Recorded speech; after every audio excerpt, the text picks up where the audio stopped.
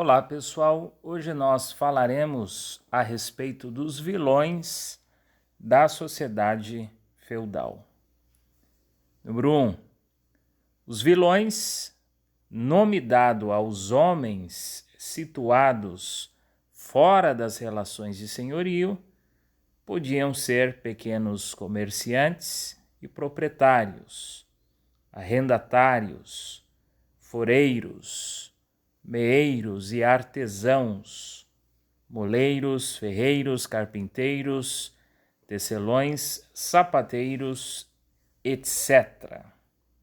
Portanto, os vilões eram aqueles homens que não estavam na condição de ter uma relação com um senhor feudal. Portanto, eles estavam situados fora das relações de senhorio e eles tinham como profissões serem pequenos comerciantes, proprietários, arrendatários, foreiros, meeiros, artesãos e outras profissões.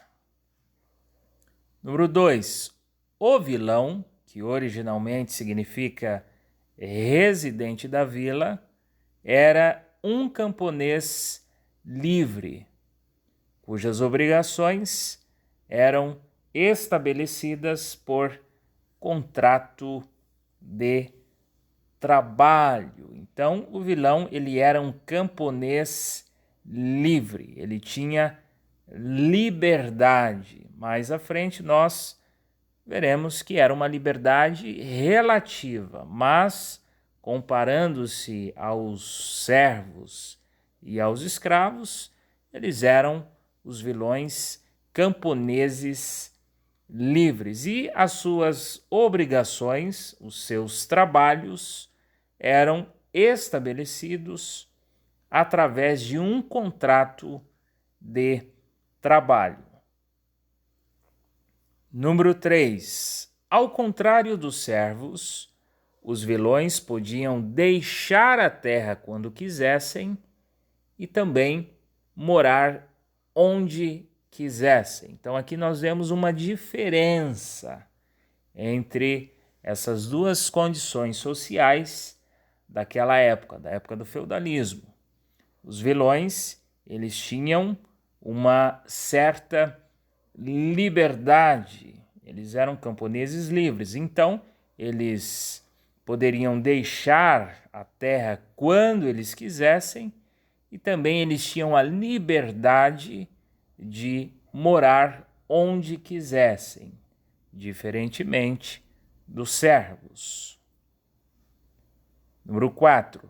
Descendiam de pessoas que, no passado, tinham sido pequenos proprietários e que preferiram entregar suas terras a um senhor feudal em troca de proteção.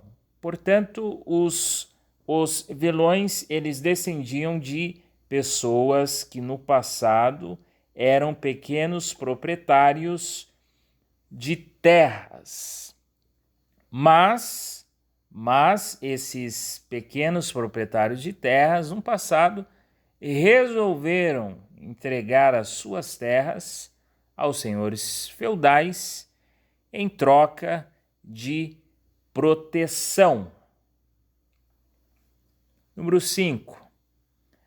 A liberdade dos vilões era ilusória, pois o senhor tinha o poder de julgar e castigar todos os que viviam na região de seu castelo e se sentia no direito de impor novas obrigações a essas pessoas. Então, era uma liberdade ilusória, uma liberdade relativa, porque os vilões moravam também ali em volta, próximo ao castelo do senhor feudal, dentro do feudo.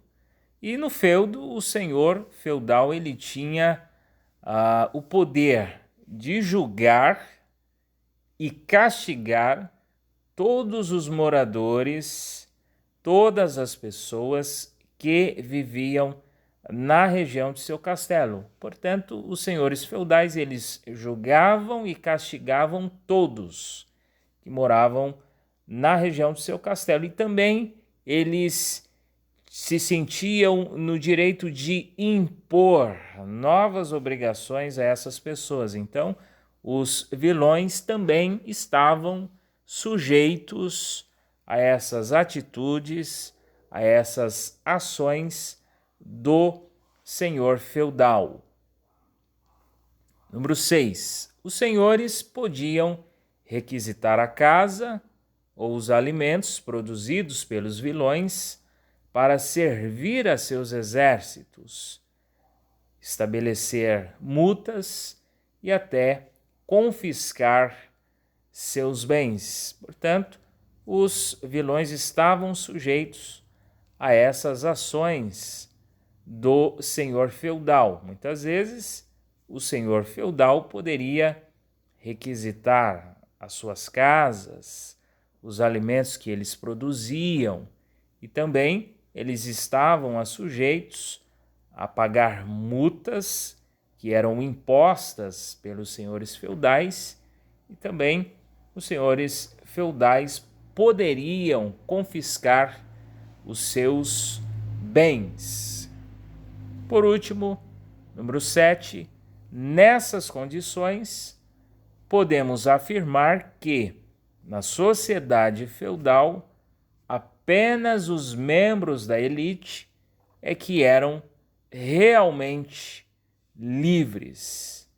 Então, apenas os membros da elite, ou seja, os senhores feudais, os nobres, o clero, são esses grupos, essas pessoas que, de fato, que efetivamente, na sociedade feudal, eram realmente livres. Então, nem os vilões, que tinham uma relativa, uma ilusória liberdade, eram realmente livres, mas apenas os membros da elite da sociedade feudal.